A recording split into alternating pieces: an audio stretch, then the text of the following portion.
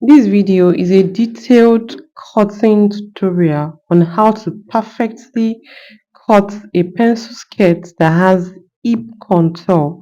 When you see some pencil skirts, you realize that they just sit perfectly on whoever is wearing them, like it will make their butts come out the way it's supposed to come, and then the hips will be pronounced the way it's supposed to be.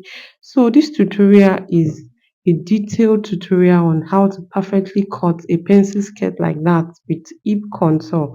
Now, this video is going to be a very detailed and beginners friendly video. So there will be a lot of explanations in this video. Hi, my name is Oluwatosin. In case this is the first time you are coming across my channel, and you're welcome. To all my return subscribers, you're also welcome. Now, the method we'll be using in cutting these skirts is not only applicable to pencil skirts, it is also applicable to pencil dress, like a pencil gown, like you are seeing on your screen. The only thing that will differ is the length. When you're cutting a pencil dress, it has to come from like your waistline, except you are cutting like high waist skirts. But when you are cutting a pencil skirt, like you've seen in the previous clips, it will start from your skirt waist. So what will differ is just the length. Another thing is to cut pencil skirts. Pencil skirts can either come as we're talking about the slit at the back of the pencil skirt now. It can either come as a slit that will just open down, like the one at the back of this dress. It can also come as a sleeve that will lap each other, like the one in this video. You can see that the slit at the back of this skirt is lapping each other. It's different from the previous one. Then the slit at the back of a pencil skirt can also come as a pleating, like pleats. Like if you don't want your legs to be exposed, you want all your body covered, and so that to be able to walk freely, there has to be some pleatings at the back of the pencil skirt. So it can either come as slits that the slits can either come as slits that is opened, or the slits that is lapping each other, or the slits that will come as pleating. The difference between these three slits is just a function of the allowance that you've added to your skirt while you are cutting it. Now, the basic measurements you need to have at the back of your mind before you can successfully cut a pencil skirt, whether long, short, three-quarter length, for any adult, are the skirt length, the waist. If you are cutting high waist skirts like this one, you will need to consider two waists. You can see that this skirt is coming from the waistline, like under the bust waistline. So you have to consider like the blouse waist. So you have to consider the waist, and then you have to consider the actual skirt waist, where you will wear your skirt if you're wearing a skirt that is not high waist. So you have to consider that waist, then you have to consider the hip. But if you are sewing a skirt that is not coming from the waistline, maybe you don't want to wear it as high waist, then you have to consider just skirt waist and the hip. Another thing is, I need you to know that for a pencil skirt like this, you can cut the front and the back together at the same time to save time. But for the sake of this tutorial, I'll be cutting front separately, then back separately. Then for this tutorial, we'll not be drafting on any form of pattern paper.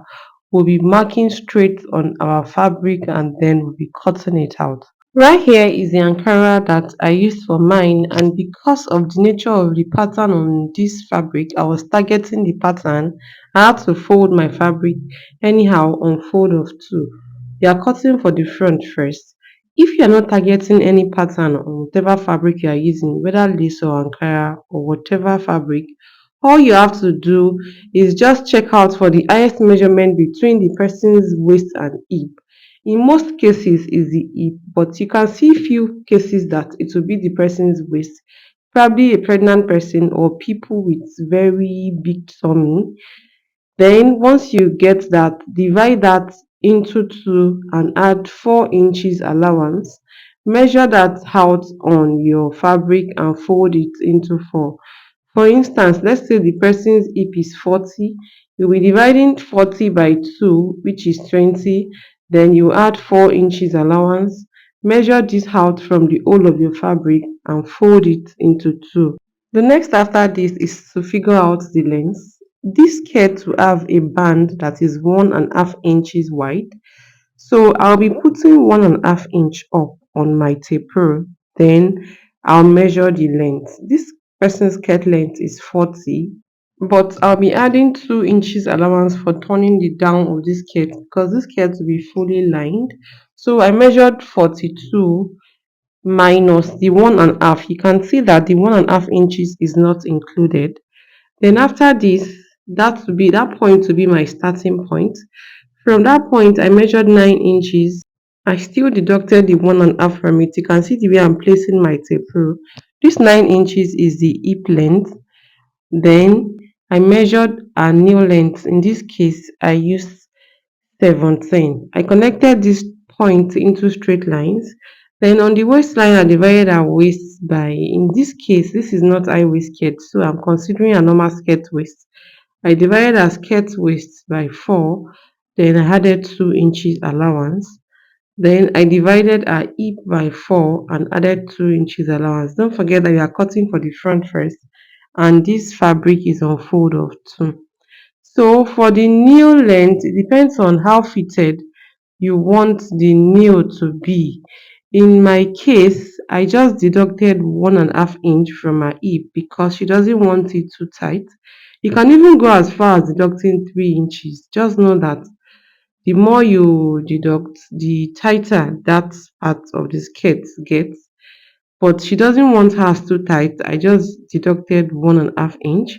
So her hip is 40 divided by 4 is supposed to give me 10, but I marked 8.5. Then I still added my 2 inches allowance. Then at the pencil part of the skirt, the lower part of the skirt, depending on how tight you want that part to be, I just used what I used on the nail length. I used the measurement I used on the nail length. Then I connected this point together and proceeded to cutting it out. You'll be using this front panel to cut the back panel. You remember I said earlier that regardless of the kind of slit that your skirt will have, the difference is just the allowance that you'll be adding to the back. In my case, the slit on this skirt will be opened. So I'll just be adding 2 inches allowance. These 2 inches includes allowance for zip, the slit and all of that. If you're adding allowance, if you want the slit on your skirt to lap, you should add 4 inches allowance. This 4 inches is while your fabric is on fold of 2. The 2 that I added to is while my fabric is on fold of 2. But if you want it to have pleating, you can even add as much as 20 inches allowance. The more the allowance, the more the pleating you will get. So I marked 2 inches allowance on the back panel while the front panel is on top of it.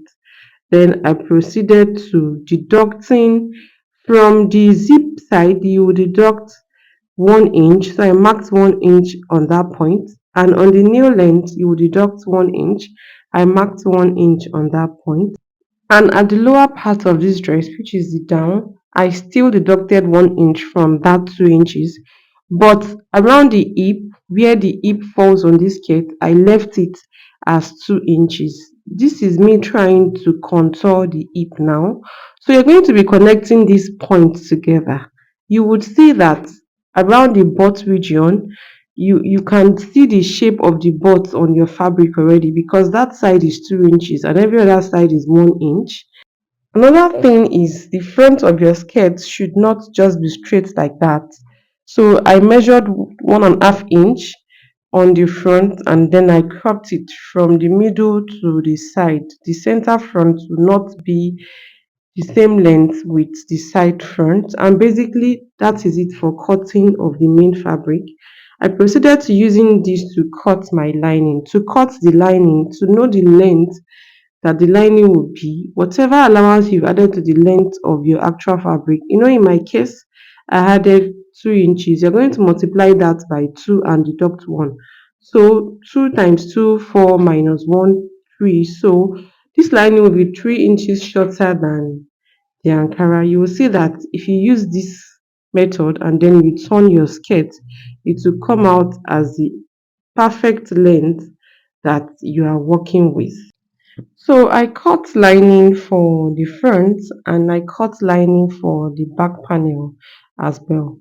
I love to cut my band when I'm done shaping my skirt so that I can know the exact length that my band will be.